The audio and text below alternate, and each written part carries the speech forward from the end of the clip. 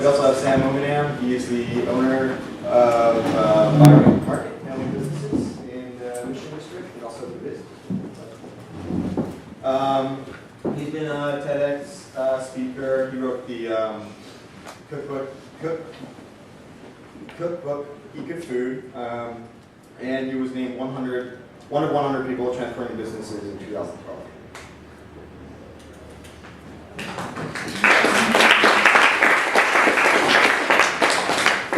My name is David Zilberman. As you probably know, you've been spanned by me a few times.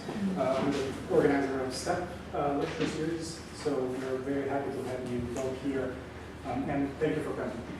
Now, why don't we start? I'm going to be moderating the discussion. I hope there won't be any fights, so just beware. I would like to start just by maybe introduce yourselves and how you got to know about GMOs and the of GMOs, and maybe a couple of sentences on what your summary of your position is about GMOs and organic food, or the organic movement, or the GMO movement. Please. Okay, I'm professor of agriculture and resource economics at Berkeley. I'm originally from Israel. I came to do my PhD in Berkeley. I did my PhD on animal waste in the and I basically was an environmental economist, and I'm an environmental economist. Actually, up to this day now, for about 20 years, I did the course in environmental economics on campus. If you can stand my accent, it's a good course. Anyhow, so I started as an environmental economist. I started working on daily waste, some of the big problem of water quality management. Later on, I started working on water conservation and the economic of drip and sprinkler irrigation. There was really no theory to explain what are the advantages of water conservation. So I developed a theory and really worked a lot on explaining what you can and what you can do with the modern irrigation technology. At the time, there was some proposal to force everyone to use drip, and I suggested, gosh, you should use it in A. You really need to develop a theory to understand what's going on in reality. And the key point were to speak with people and to develop models based on life experience and to recognize heterogeneity and variability in situations. You really don't have one solution that addresses everybody. So my next stage was to understand adoption of modern technologies. Basically, why some technologies are adopted and others are not adopted. I was asked, for example, to help the campus and spend a lot of years working on adoption of integrated pest management, which is a very good technology in some situations. Actually, I wrote several papers with a guy named Andy Vitalis, who is fantastic ecologist, even though we could totally disagree about a lot of things. And so I really worked on GMOs. Then I was working on the economics of a water market. In the previous draft, I was the person behind the proposition to move 10% of the water from the Central Valley Project to the environment in exchange for water trading, and this is called the Central Valley Project improvement. So to some extent, I worked on all this stuff. And then one day, because I did some work on adoption and the risk, some people at EPA asked me to start analyzing the pesticide regulation. And I really helped them to reform pesticide regulation, to introduce, first of all, a concept called risk assessment into pesticide policy, and to introduce some benefit cost analysis. And then what I realized that no one knows how to measure the impact of pesticide. The numbers were ridiculous. So I developed an econometric technique called damage control function to assess the impact of pesticide regulation. That's the way that I entered into the GMO debate. When people start using GMO, they start to assess the impact of GMO, and the numbers were huge.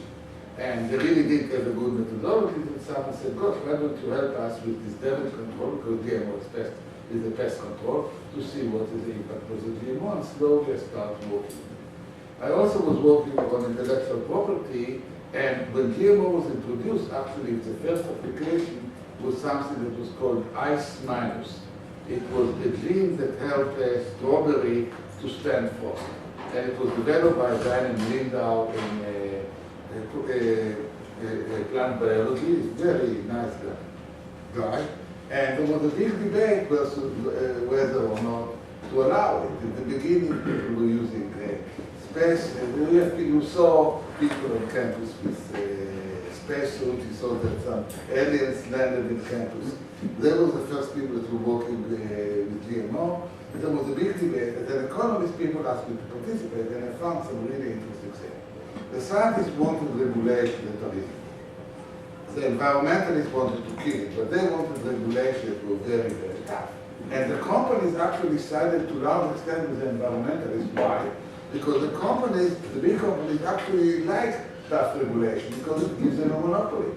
So if, for example, someone like Staskowitz, who is a professor, will come with a new gene variety, you can have reasonable testing that are not that expensive, and this company can grow. But if the regulations are really complex, only a company like Monsanto can do it. Okay, so I started working in it, among the things. And then I moved to the next stage, okay? Then people start arguing about GMO, and in the US, GMO were adopted on BT corn, and the yield effect was very low. So a lot of people say, GM cannot increase yield. And I looked at it and I said, it depends. What GM does, it solves a pest problem. So if it replaces another pesticide, the yield effect will be low. But if it enters to an area where no pesticide was available, the yield effect will be huge. So I thought, good, where would it be? So I knew that they start using GMO in India. So I sent a student of mine, his name is Martin Khan, to India. Martin Khan actually collected the data before, and I worked with him, and he developed a fantastic database that shows the yield effect in India was about 80%. It was mostly his work, but I developed the theory, and we published it in Science magazine. And that was probably one of the most quoted papers on GM. So that really taught me several things. First, the impact of GM is different in different locations. Secondly, GM is a technique. In my view, it's a better technique than crop breeding. To take advantage of our new knowledge in molecular and cell biology and apply it to plants in the same way that we apply in medicine.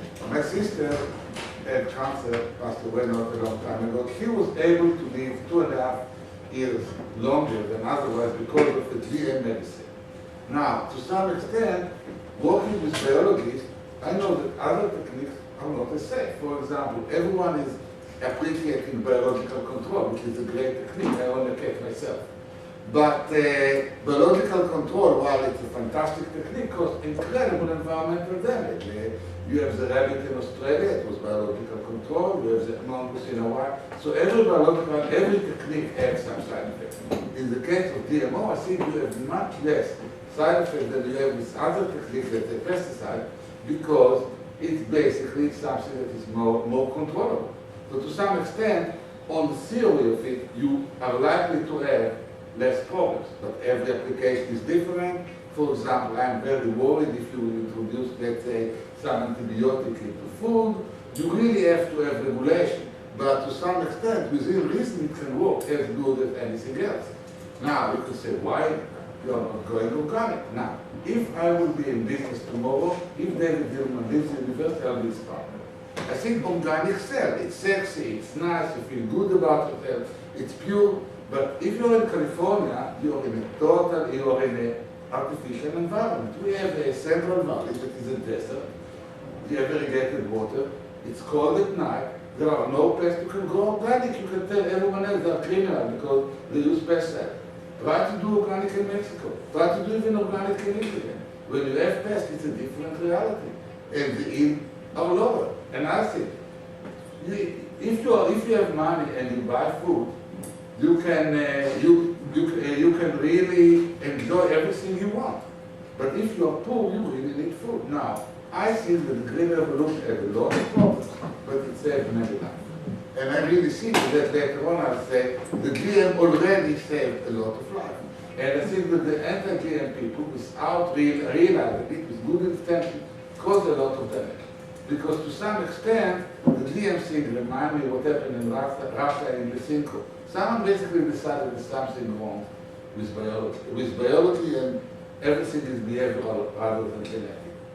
Genetic, if we are able to harness genetic in a way, what we are doing with genetic in the 20th century is very similar to what we did with electronics in the 19th century. We discovered the electron and we moved from very rough methods that are mechanical to electronics, so we have something like this. To me, GM is exactly like this. Is that you use the inner understanding of processes, you are much more precise. You may make mistakes, but you make mistakes everywhere, but the amount of mistake that you will have will be much smaller than the mistake that you have with crude methods where you don't know what you're doing. So basically that is my philosophy. Less regulation, I think that you can integrate GM and organic. I think that to some extent, when you deal with climate change and we deal with a lot of the other challenges society has, we need everything we have. It's not that I'm against organic, I embrace everything. I'm from IPM, but I really think that the people that are banning GM causing a lot of damage to society and reduce our options. Maybe Sam can say something about yourself and how you stand in I'm not this. sure how to follow that. I came, I mean, can I just get a show of hands? Who here is sort of Bi-Rite Market or Bi-Rite Family of Businesses? Okay, cool. I mean, maybe I should just talk about who I am first. Bi-Rite Market is a neighborhood grocery store in the Mission District. It's about half a block away from Dolores Park. I'm sure many of you have been to Dolores Park.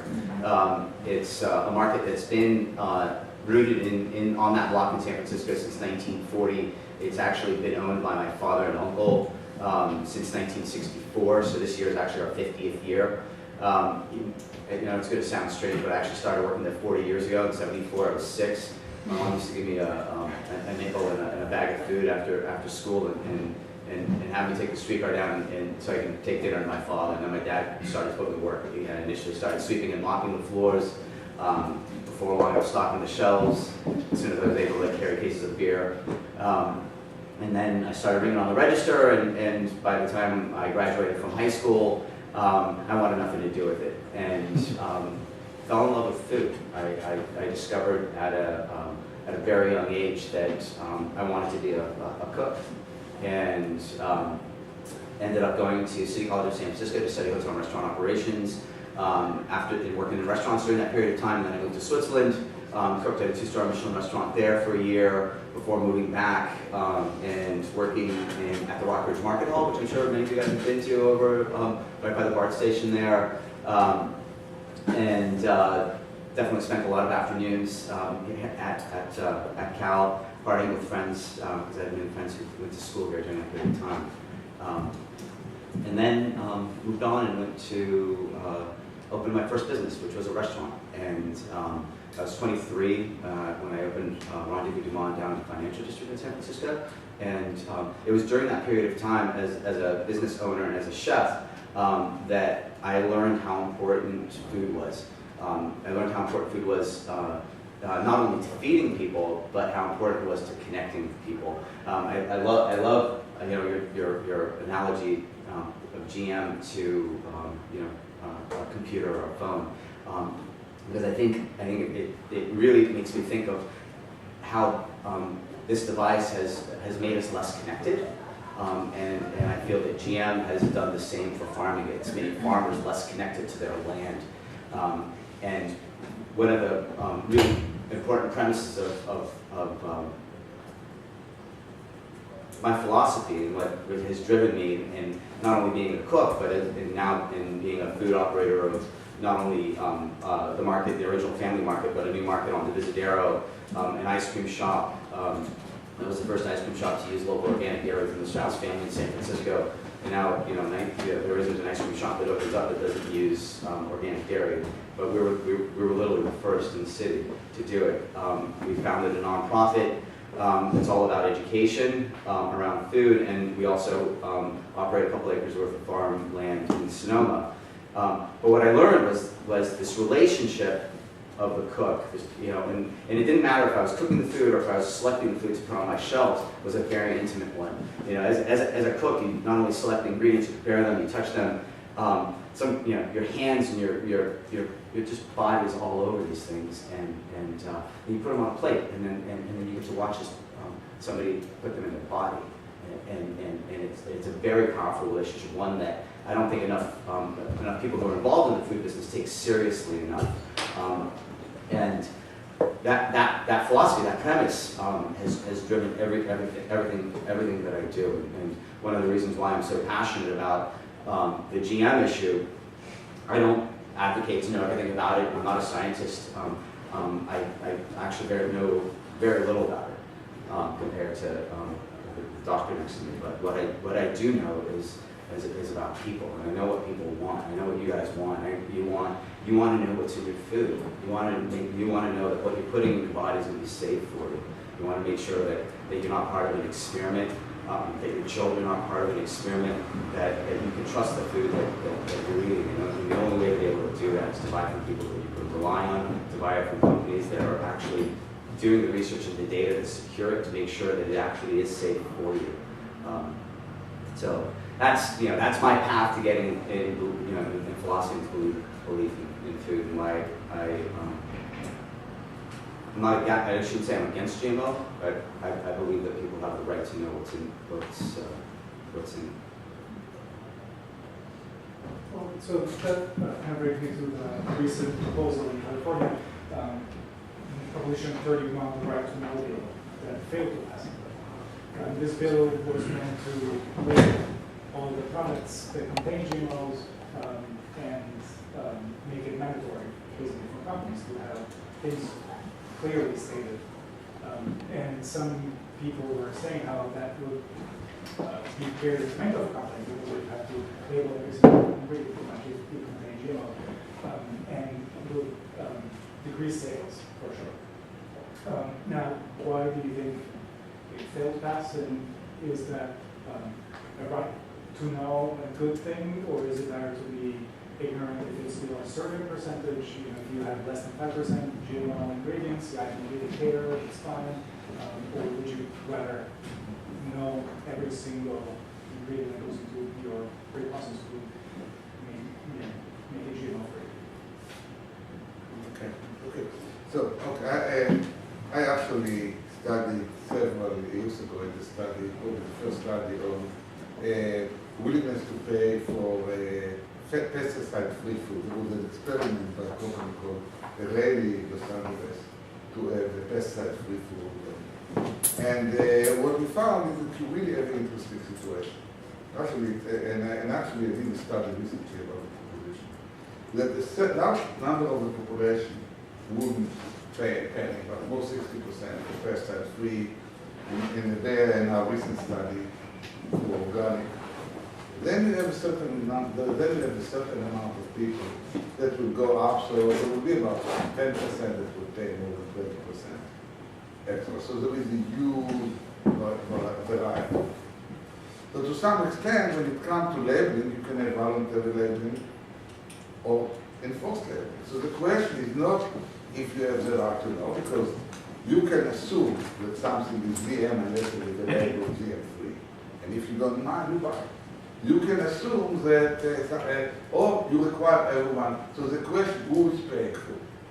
Should the people that care to know should pay for it, or everyone, even if they don't care, should pay for it? How much it cost? This was a propaganda, this was a... But my feeling is that this was a very typical thing when it comes to environment. That people have a very broad support for the environment, but it's not very deep. The best example is climate change. I'm very much, and I wrote it for weeks. I was in the head of some advisory board for the White House in the 90s. I'm very much for a carbon tax. Nothing else, because really, if you can, but the point is, even a minimum carbon tax, people will pay for it, even those are afraid of it. So to me, what happened is that people really felt that it will be a problem. Now, the other thing was the way that the proposition was written. If you add GM, non-GM in the same way, like when I buy something, I look how much carbohydrate it has. If there's too much carbohydrate, I don't buy it. That's my diet. Everyone has his own credit. If you have GMs there, great. But the way the proposition wanted, they wanted that it will be GM like cigarettes. Now, since we have a debate, since people don't know about it, we really didn't want to have something that, in my view, can solve a lot of these problems. I really look at it in the context of climate change, in the context of dealing with ability, with adaptation, with the context of solving a lot of problems, in the context of addressing population problems. I really don't want that out of fear something will go out. So if they will say, okay, let's label it in a way that will be minimalist, like anything else, then the people that care about will look for it. But if you basically frighten people, then I think it will be no good. That's the reason that was against it. And it's lost because people don't really want to pay. The moment that someone told them you'll have to pay a little bit, they didn't care. I did a study and we asked people, do you really believe that this will cost $400 a year? No. But if it will cost a little bit more, they won't pay. So because people don't want to pay for this stuff very much, not all of them, you know, my wife, one of them, she will pay, she will go to all food. So my feeling is, some people really like to pay for it, but they may not be the majority. My feeling is that if it would have come, I think actually having some labeling that is reasonable, not distinctive, it's not that you don't see out GMO, you can say at a little place produced by GM and people that care would be okay. But having a big sign making a very high standard, I think will kill something in the local area. Yeah, I mean, I think it's ironic that it didn't pass. I mean, you know, when polls were taken prior to the ballot measure getting on the election, 90% of people polled wanted labeling. They wanted to know. I mean, and that was really clear. What ended up happening is a lot of fear mongering, and the fear mongering happened on both sides. You know, you had the pro-GMO side that was baiting and praying, and the timing for sucked because it was right after the economy melted down, preying on this financial impact. And you know, there's no data that's proven that it was going to raise the price of the food.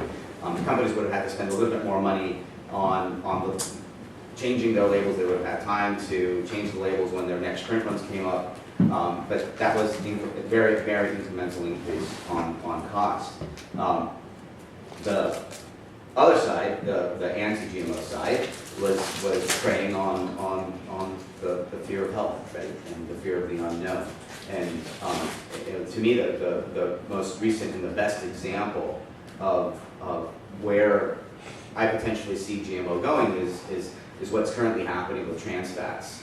I'm sure everyone remembers this huge debate that happened when all of a sudden all the food manufacturers had to disclose that there were trans fats on the front label of their packaged foods, because you know, trans fats had been linked to a lot of health-related issues.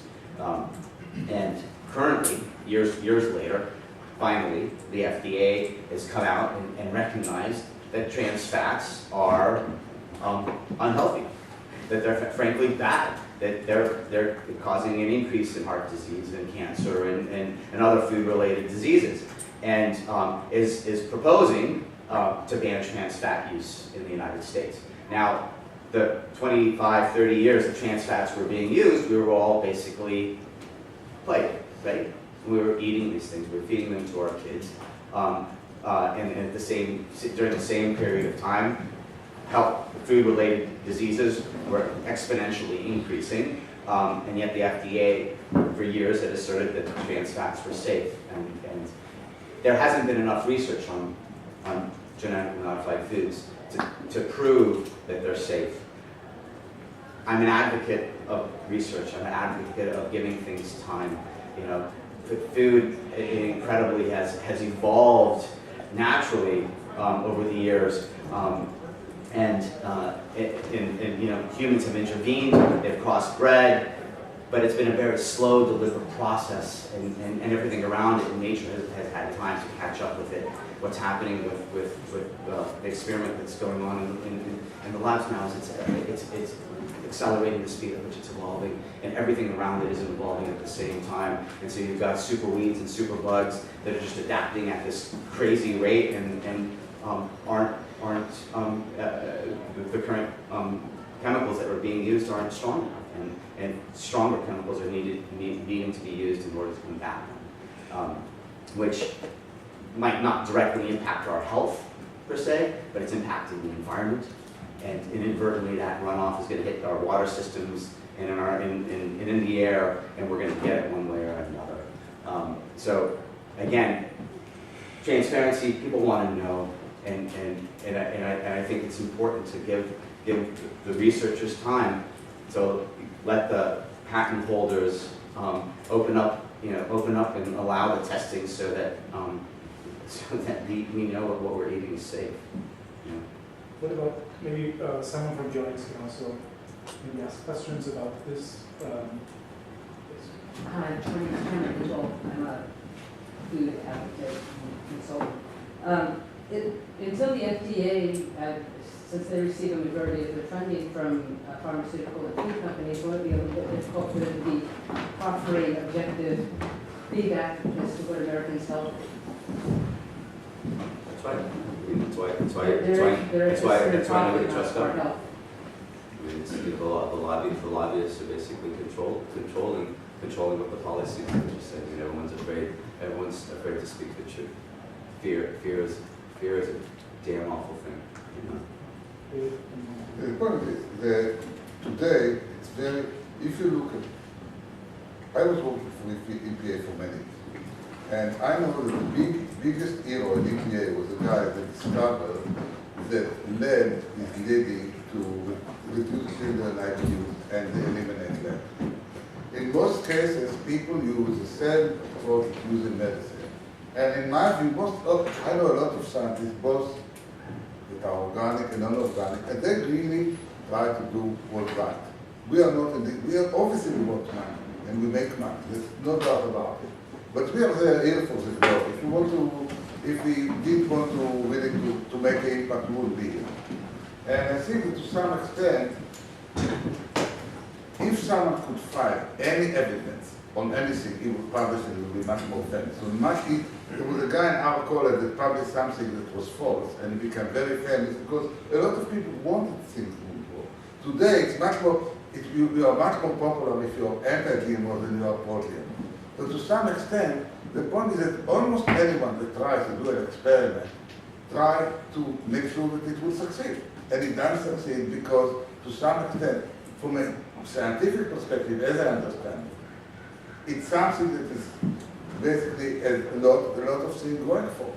You know, my feeling is that I think that the anti-GMO went basically climb on the wrong tree. There are a lot of bad things in our society. I think that, for example, that we went through a process of eliminating a lot of chemicals that were really bad, like carbamate, the organophosphate, and a lot of other things. But at the same time, we need to increase the production. We want it or not, we will have 7 billion people. I really don't know how to get rid of them, so we can have 4 billion people and we can be all organic. So the food industry is trying to kill us at a rapid enough rate. Yeah, the point is life expectancy is all, I agree. No, I'm in the age that I'm afraid of cancer, of everything, and I walk in, you know, and I start looking at labels and I don't eat this and that. But the point is that to some extent there are some elements. The good thing about science is that we understand what we are doing much better. And the thing about GMO is not all GMO are, there will be a lot of problems that will be that it's an approach that is much more systematic so you know what you are doing. The rate of change in traditional breeding is faster than in GMO, much faster. And what you do when you use irradiation or other things to produce a gala apple or a Fuji apple or almost everything, you really don't know what you are getting. So to me, it's much easier. You can have organic and you can allow to have modern breeding. I really think that what happened is at the end you will have GMO, but it wouldn't be called GMO. It will be something that, because you cannot give up on molecular biology. You cannot, if you look at this campus and you ask who are the big Nobel Prize winners, and you say companies pay for the Nobel Prize too. The guy was producing arms after all. But who are the big researchers in chemistry, in biology? There are people that work on all this microbial asset. So to some extent, giving up this food will be a problem. Now, and maybe I'll say it later, why I really am so passionate about it? Because already I really think that GM has produced a lot of things. And we have some cases that I know that it could make a big difference, that it didn't, that it wasn't given a chance. And maybe I'll speak a little bit about it later. You want me to speak to that? I'm sorry. Or whatever. Oh, say anything else. But something like I that. mean, I don't want to be a monologue. Awesome, I love listening to you. That's great. I mean, it was just, the one thing, so many things caught my attention as you were speaking, but the one thing was the feeding of the people, and the Rodale Institute spent years doing research and came to the conclusion that GMOs isn't going to solve this population increase. Again, there are two sides to every story, and more importantly for me is just really testing and making sure that that we're producing food that is actually safe for us and proven to be safe for us. That's still a very concern for me. And I just think about how unhealthy we have become as a society, and I think about all the 80 other nations in the world that require labeling or ban GMOs in their nations. There must be a reason, and there's something that we aren't being told, and I think it's important that we know.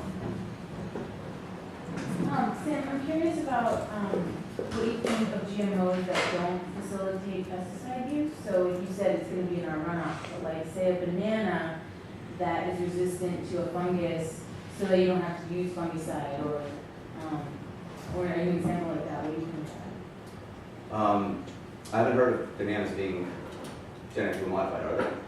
They are. I mean, I know there's an apple that's trying to hit the market that doesn't discolor when you cut it. An apple needs to discolor when you cut it. It's a natural thing. I mean, I don't want my food messed with. Honestly, there's no need for it. I mean, without any better say, without saying it any differently, I just don't think there's a need for it. Kind of going off what you were saying before, I was wondering if you can give us a perspective on how long we have been testing GMOs and how many hundreds or thousands of studies, I'm not sure what the number is, that have been done on GMOs and health. Maybe you can compare that time and that amount of research with things that have been definitively proven to be harmful to health, like you mentioned lead or DET or fluoride. Okay. The GMO really started in around 89. Now, I found this exclusive, there are about 1,760 studies were reviewed, and all of them basically came to the conclusion that the GMO application did cause problems. Now, the thing about it is this. Tomorrow you may have another GMO and it will cause problems. So that's not the point. The point is that what happens is that you use all the time more advanced methods. You see that papers that I wrote 20 years ago, today wouldn't pass the test because techniques are improving. So you have more and more techniques, you have what's called the mining of data. So to some extent you really have an incredible better understanding. But I think the big advantage of GM in my view is that you understand the mechanism. With other things, you don't understand the mechanism. And that gives you a big edge. But the other thing is this. Most of the problems that we have were not discovered by research study, they discovered by reality. It's like computer programs. If you sell a computer program, there will be bugs. Now, in the case of GM, it has been applied very, very widely. And you couldn't really, there was no one that could come with evidence. Like, for example, I was working with a chemical called DBCP. DDT was a very useful chemical. It lasted for 3 years. There was several incidents of cancer among sprayers. They studied it, discovered the mechanisms about they banned it. I was working, there weren't a lot of cases of banning, but I was working on every case. I was working, for example, in methamphetamine. Methamphetamine caused problem for the atmosphere. It's really has a lot of problems. People for years tried to ban it, but it doesn't cause problem. Now DDT.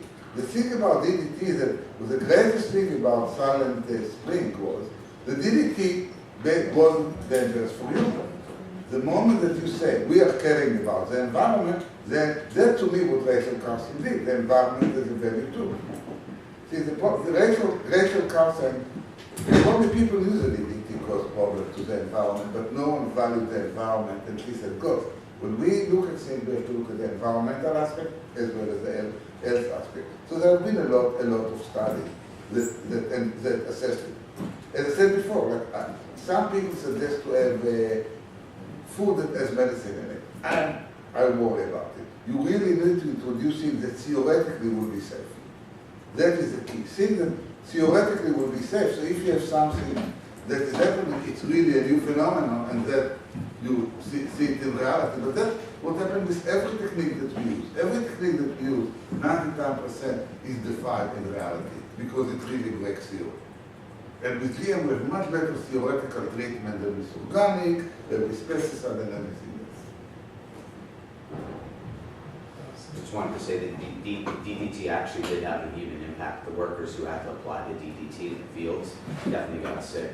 It might not have impacted the food, directly impacted the food that we were eating, but it impacted the lives of the people that actually toiled in the fields. So, you know, and it's, you know. Is it just because it's at very high concentrations? Yeah, it's fucking poison. At very high concentrations. Well, I mean, yeah, they're applying it. They're in the fields. They're working it. They're, you know. I agree generally. The people that suffer from pesticide are the farmers. That's the reason that you really try. That's the reason that's what you really test. Yeah. So it seems to me that both of you are talking about, wondering whether GMOs are safe. But it seems like you have very different understandings of what safety is and what would constitute an acceptable statement of them being safe. So, so my question is not in terms of a particular metric, it has to pass so-and-so tests, but rather the process through which the society decides this is safe. I wonder if both of you could speak to what you think that process should be, and whether you think that it's in place. Does that make sense? Yeah, and I think, to me, what stands out most, what makes me most afraid of some of the GM crops, because it doesn't apply to all of them, but it definitely doesn't apply to corn and soy, is the impact that it's had on the health of livestock. There have been a lot of farmers who have had their cows specifically suffer. I mean, they've just not been able to grow well, aren't producing yielding as much dairy, as much milk as they would hope and expect. And then once they weaned them off the GM crop and started giving them non-GM feed, have seen a complete change in their health, in their yields, in their mortality rates have improved. And granted, they're not humans, but they are living, and that to me, that's enough evidence for me that I don't trust it. It's enough. But my question was, what would constitute an acceptable, procedure to say this is safe? So I mean, I'm not a researcher scientist. I don't know what safe studies would be, but I would want people who are experts in conducting safety studies to have the amount of time, have access to the seeds, and to be given the right to actually do the testing without any threat of legal consequence from the patent holders. But right now, people are afraid to actually do the test and to publish what their studies are concluding because of the fear of Monsanto. Maybe again, to summarize, you would like to have tests performed, not just on means of human health, but on the environment that we have, the GM have, and soil or chemicals I can't hear you at all. Yeah, Maritza, you have to speak up. Maybe, sorry, a good summary of his point of view is that he not just wants to have tests performed on human health, but also the effects that the GM food would have on the environment, soil, and living organisms in general, not just humans. That would consider good enough proof. I was in the National Academy Committee on the GM, okay? And basically, they did all the tests. They test on everything. And as I said before, if you are in any scientific discipline, you like to find, you'll be able, with the Nobel Prize for sure, if you find that something wrong with the key. Because Monsanto already made the money. So if you want to make the money, it's easier to get to Stockholm. So people generally get a lot of money and there are a lot of studies in this committee that basically try to look at all the aspects, not only of human health, environmental health, animals, etc., etc., etc. The point is that what happens is, first of all, it's very difficult to identify, to see there are any basic difference between GM corn and non-GM corn. If you try to sell oil, the difference, if at all. Secondly, there are a lot of studies that try to look at the impact of animals, because think about it, if you really have a really solid study that shows the impact on animals, then you go to Europe and you charge a premium. The only thing that I found is that I know that some Brazilians try to sell GM soybean that are GM free in Europe, that they weren't able to find it because they couldn't get the premium that you get from regular soybean. But to some extent, I didn't find any study because I agree, you need to study impact on livestock and everything else. I agree. It may be that some people don't like it documented. I don't think that Monsanto will arrest you if you, because you know that you buy most of the soybean that you have are GM soybean. You don't need Monsanto to check it on your cow. And the people that study it in wherever they study it didn't get permission to check cows that were fed with GM food. There hasn't been any study that I know, I may be wrong, but every time that people have some study, there may be some neurological. The thing about study, you cannot be sure. So if you ask me what I would look at, I look at the benefit cost. What do you lose if you don't have it? And to me, you lose a lot. And let me tell you a little bit what we gain already from this. For you, it looks very,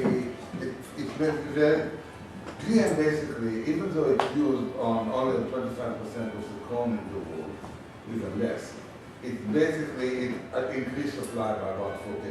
And you say, God, it's not a big deal. You remember when in 2008 we had a food shortage, corn supply went down. GM allowed you to almost double the soybean, and you say, God, it's not a big deal. But what happened is increased demand in China. That's the only thing that really, the power point will help.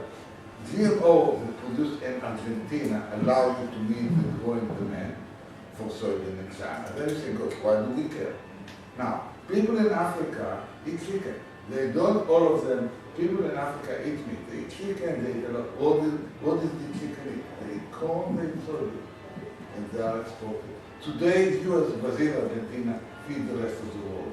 The moment that you don't have GM, if you eliminate GM today from corn and soybean, supplies go down, so the price of corn goes down by about 20-25%, and soybean 80%. Who suffer for it? Not really, not even people in China, not people in India. Who in India will suffer? But the guys in Africa in 80, they will starve. That's what happened in 2008. So you really don't speak about something that is like theoretical. It's already, we had an evidence in 2008 what happened if you have a little bit less food. You start having war, you start having protests. So to some extent, we really, I agree, but from a global perspective, it's a big issue. Secondly, climate change. Climate change means that you have to adapt to change very fast. You need tools to allow you to adapt to change very fast. What would happen? People would use pesticides like crazy. Like we have something called fish disease in California. Okay? So in the beginning, we say, oh, let's use IPM. Then they start using every poison. Use something that is much less poisonous. Why disallow it? To me, the issue is the issue of basically disallowing a tool that is very powerful. The last example is golden rice. Golden rice is available for about 12 years because of political pressure by European countries and environmental groups. It wasn't allowed in India. A lot of people, a guy named Vince Resch is a hero justifiably because he helped to solve liver blindness. The problem of vitamin D deficiency is 10 times bigger. Why don't you use golden rice? I have an explanation for it because in the beginning European companies opposed GMOs not because they really were against it, because they didn't like Monsanto. I don't like Monsanto very much. I think they did a lot of mistakes. But the technology doesn't belong to Monsanto. It was invented by the university. It's the technology of the people, by the USDA and the scientific community, not the company. The company, I'm not sure that Monsanto will exist 20 years from now. So because you don't like a company, you ban a technology? See, that to me is the thing which is really sad. And the people that will pay is not us. The people that will pay are people in the third world. The people who pay are people that won't be able to adapt. That's my thing. I think you make a lot of really important points. Yeah, and the one that resonates the strongest with me is you know, we've got 3 nations, and I'm not really sure what that stat is. I'd love you to share it. You said the United States, Argentina, and China is feeding the world, and Brazil. I mean, this is inherently what's been a huge problem. The world can't feed itself, and mainly because through the technology we produce cheap food. It's cheaper for them to buy it from us than for them to produce it themselves. And what's happened over time is as climate changes has occurred, they've lost their infrastructure, they've lost their biodiversity. You know, one of the big issues with bananas is everybody started planting the Cavendish banana, and as soon as there's some sort of disease that impacts it, you basically have decimated the entire the entire species of banana, because there isn't the diversity there any longer. We've got to, in addition to continue to pursue technology, because I love technology, we've also got to go back and just teach people how to feed themselves. We've got to teach nations to be able to actually support and produce enough food so they don't rely on just 3 countries for their sustenance, because those 3 nations that basically have their hands around their necks, and it's just not cool. It's very easy to say that you're against GMOs, but you're not a scientist, so you can't, talk about why, really. So I'm wondering, what can scientists do both for the anti-GMO people so that they're better educated and can have a stronger backing to their opinions, and then for the pro-GMO people, what can scientists do to educate the population better? I think both sides should stop using fear as a tactic. I think fear is debilitating. I think that there should be honesty, openness, and integrity in the process. I think what's unfortunate, and I'm probably a product of this, is that I just don't trust it. I don't trust it because there's just a lot of propaganda that's swaying me in one direction, and it might be swaying others in another direction. And I feel if we're forthright with what we put out there, and we don't prey on people's insecurities and give them the information they want, then I think science can continue to benefit us. Science is important. I also think science can spend a lot of time educating people more on being able to feed themselves. I'm a firm believer that as we've gotten more centralized in urban environments, we've gotten so disconnected from this ability to take care of one of the most basic needs for our survival, and to get food, you know, and we forget, we take it for granted. I mean, you know, all of us can just like literally wake up, walk out the door. I mean, shit, we don't even have to do that anymore. All we gotta do is get on this thing, and the food appears. We don't even have to leave our houses anymore. So we are more disconnected than we ever have. And if we can encourage people to reconnect, to visit a farm, to just respect the fact that a seed, when planted in good soil and is given water and sun, sprouts, fruits, and feeds us. It's powerful, right? And if we're all involved in that process in some way or connected to it in some way, we'll respect it more, we'll appreciate it more, and our value system will evolve and change so that as a society we'll get to be closer and evolve in a happier way. I think it's really, to some extent, in a way, it's very, very sad. Because from my perspective, you know, like people like myself have really started working on alternative to pesticide, you know. And so everyone is driven by different story. I was driven by alternative to pesticide and who will fit the world. And like to me, I think the reality that I saw, and I think it came to true, is because in the 1970s we knew we would have 7 billion people. But we knew that many of them, we saw that most of them would be poor, like they were in China till 1979. And then suddenly there was this incredible increase in population, in incomes, and people basically start to live in it and consume things that we are. And to some extent, there is a demise of traditional methods, but traditional farming methods have a lot of problems. And if you look at Africa, the number one, I work in Africa. Like in some countries, they develop a lot of methods, and they really don't want to work, not because it's too hard. Also, the thing about American farming that people don't realize is how important is precision in agriculture. I'll give you an example. Till about 30 years ago, we basically were having, if you go to the valley, all the trees were tall and we hardly pruned them. Now you realize that if you prune trees, you get much higher, much more precise fruit. In many developing countries, they don't do it. So you go and you see this beautiful cocoa plant that produce nothing. So to some extent, there is an element of knowledge. So I really think that the key element is that first, I think that people should, I agree completely, people should know more about ag and farming. You would have access to nature and work in nature. You need to have some scientific background, but I think the biggest problem is that we are really polarized, so a lot of time is different groups are associated with different causes. So if you are pro-GMO, for someone saying, gosh, you are Republican, and then Dan Franson will be against you.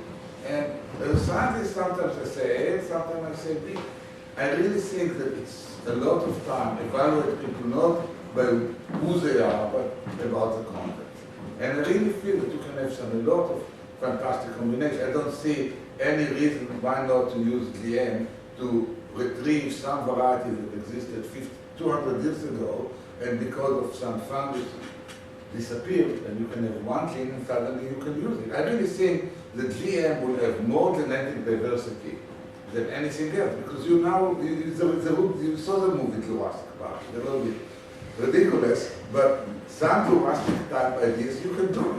You can renew a lot of traditional things. So my feeling is, so in a way, I would really think the world would be the better place the moment that Monsanto patent pass out. That is really a big issue.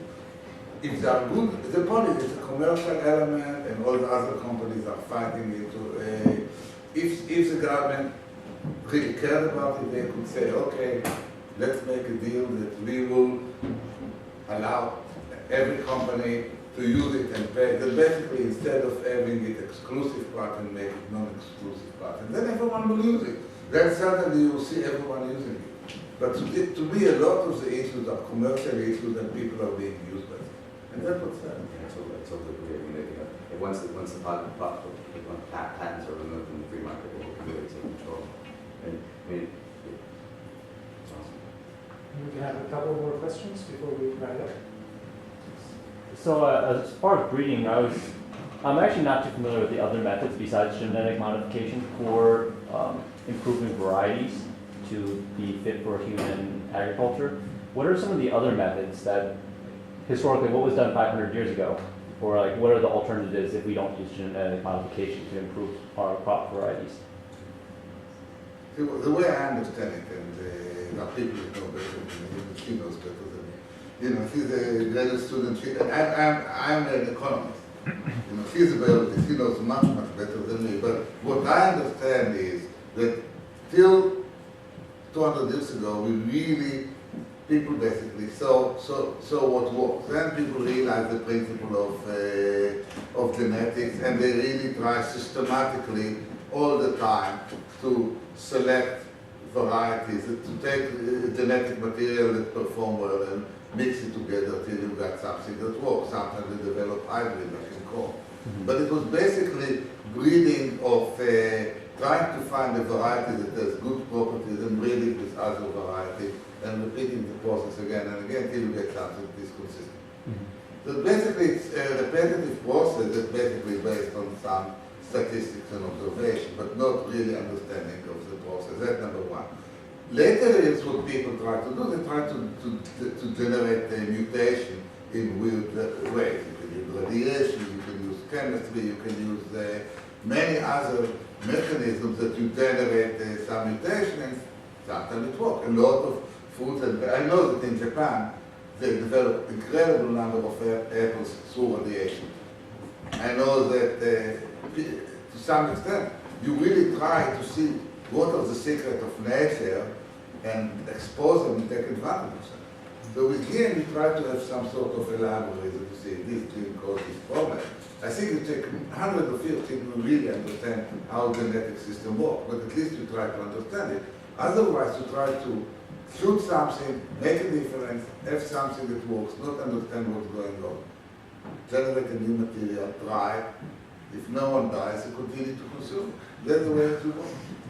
Well, that's bad. We have 7 billion people, mostly through this process. The one other technique that farmers used was selecting fruit from trees or vegetables that actually were in great shape, that looked the most virulent, and they would save those seeds because those particular fruits or veggies showed signs of performing well in that particular climate and environment. And then those seeds would become the seeds for the subsequent plantings, and then there would be this systematic evolution that happened through that process as well. But it's slow. Okay, so you're seeing that as a preferable alternative to genetic modification, is that it's slower, but you believe with higher confidence that it will be safe. Well, I mean, I think it's absolutely is safe, and I do think that there is a need for this research, and there is a need for genetic modification. I just have issue when there's genes from other species that are being introduced into non-like species, and that because of the trait that they have, or in the case of BT corn, that pest resistance is being introduced into the corn seed. So maybe some of the more aggressive forms of genetic modification. I see the reason why that research is being done and why it's out there. That I don't trust. Thank you. So my question was about kind of how, as a scientist, I see these years of GM techniques being applied to just a few GM products. The one that I want to refer to is in Prop 37, there were lots of exemptions. And the major exemption I'm thinking of is for cheese. So it turns out that like 90% of cheese around the world is made using an enzyme found in animals that was put in bacteria, and that most of the cheese contains this bacterial enzyme, as well as pieces of the bacteria. I was just wondering what the value of this fight is if you don't apply it to particular products. This is the other thing. I think you probably didn't realize it, but I think the 70% of GM products were excluded. So all the soybean and the corn, so all the GM fed corn and soybean was excluded. So to me, it's The livestock. the livestock was Yeah. excluded. And the byproducts of the livestock, so like milk, and so if a cow was fed GM alfalfa, and that milk wouldn't necessarily have to be labeled, containing genetically modified ingredients, because it's a byproduct. Yes, to me, what's really frightening is that if you, there are incredible applications in fruit and vegetables. These are not applications that Monsanto will pursue. It will be pursued by smaller companies. And for example, like I mentioned, field disease, you have a lot of disease. We have a lot of diseases that eliminate food because we have to use related pesticide. The FDA had a chance, and that, to me, that was the proposition would have killed. That was really worrying. Well, thank you. I think we can wrap this up now. And thank you for coming. Thank you for attending.